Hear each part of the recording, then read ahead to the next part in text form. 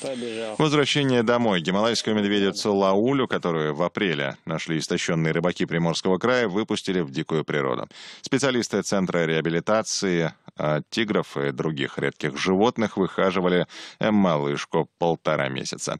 За это время она окрепла и поправилась с 6 до 15 килограммов. По мнению экспертов, теперь медведица готова к самостоятельной жизни.